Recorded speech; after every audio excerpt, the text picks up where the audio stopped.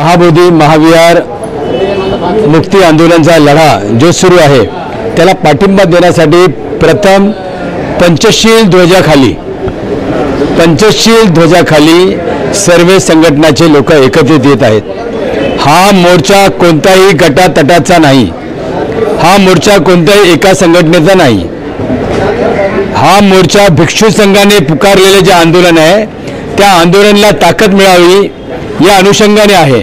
नमस्कार, आपलं स्वागत आहे। महाबोधी बोधगया महाबोधी महाविहार मुक्ती आंदोलन कृती समितीच्या वतीने आज मुंबई मराठी पत्रकार संघामध्ये पत्रकार परिषद घेण्यात आली। त्यात सर्व बौद्ध समाजातील विविध संघटना राजकीय पक्षातील नेते उपस्थित होते। त्यांनी आवाहन केलं की येत्या 14 ऑक्टोबरला मुंबईमध्ये आझाद मैदान येथे मोर्चा काढण्यात येणार आहे। तो जिजामाता उद्यान भायखळा ते आझाद मैदान असा असणार आहे।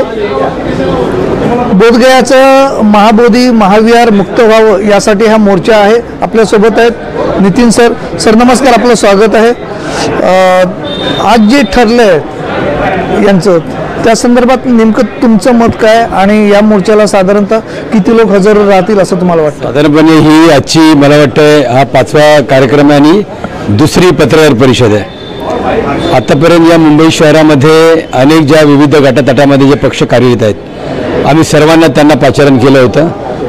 या मोर्चाचं नेतृत्व समाजातील अनेक घटक करत असताना या मोर्चाचं निवेदन या महाराष्ट्राचे मुख्यमंत्री देवेंद्रजी यांना देण्यात येणार आहे आणि त्यांना विनंती करण्यात येणार आहे की लवकरात लवकर तुम्ही या देशाचे पंतप्रधान यांची भेट घ्यावी आणि यांची भेट घेतल्याच्या नंतर समाजातील काही 15-20 मंडळी जे प्रमुख संघटनाचे आहेत ते सर्व जाऊन या विषयावरती नरेंद्र मोदीजींना या देशाच्या पंतप्रधानांना विनंती करणार आहे की आपण लवकरात लवकर याच्यामध्ये लक्ष घालावं आणि या देशामध्ये राहणारे जे बौद्ध समाजाचे मंडळी आहे प्रामुख्याने महाराष्ट्रामध्ये मोठ्या संख्येमध्ये राहतात, तर त्या मोठ्या संख्येमध्ये राहत असलेल्या या राज्यामध्ये बौद्धांची भावनेचं कदर व्हावं आणि महाबोधी महाविहार हे विश्व धरोहर आहे।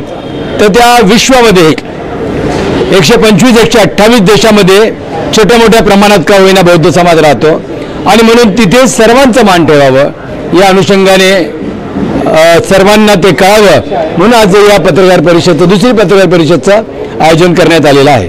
साधारणतः किती प्रमाणात लोक येतील? सर्वच राजकीय पक्षातील जे नेते आहेत त्यांचा या मोर्चात सहभाग राहील अशा पद्धतीचं काही पत्र तुम्हाला देण्यात आलं आहे का तुमच्या संयुक्त समितीला? आम्ही असे काही निमंत्रक आहोत। जसे या ठिकाणी आमचे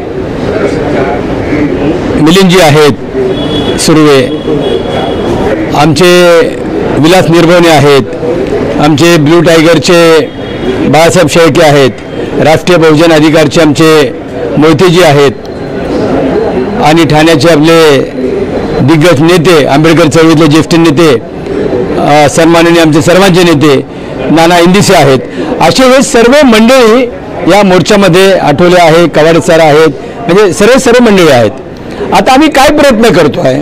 आम्ही एक प्रामाणिकपणे प्रयत्न करत आहे आणि आम्ही नाना इंदेसेला ती जबाबदारी दिलेली आहे की नाना आपण सिनियर आहात आणि म्हणून आंबेडकर कुटुंबातलं कोणीतरी यावं यासाठी आमच्या सर्वांच्या वतीने नाना इंदेसींना आम्ही 3-4 जे आहेत, नाना इंदेसे आहेत, अर्जुन डावळेजी आहेत, तानसेन ननावरे आहेत, असे आपले सोनावणे आहेत, गौतम सोनावणे, असे 3-4 मंडळींना आम्ही ती जबाबदारी दिलेली आहे की आंबेडकर कुटुंबाचं देखील एखादं नेतृत्व त्या ठिकाणी यावं असा आमचा प्रयत्न आहे। येत्या 14 ऑक्टोबरला मुंबई राणीबाग भायखळा ते आझाद मैदान असा बौद्ध समाजाचा मोर्चा येणार आहे। त्या मोर्चामध्ये किती प्रमाणामध्ये लोक सहभागी होतील आणि या आंदोलनाला गती देतील ते येणाऱ्या काही दिवसात आपल्याला पाहायला मिळेलच। आझाद मैदान मुंबई मराठी पत्रकार संघ येथून दिनेश मराठे, मुंबई, महाराष्ट्र समाचार। धन्यवाद।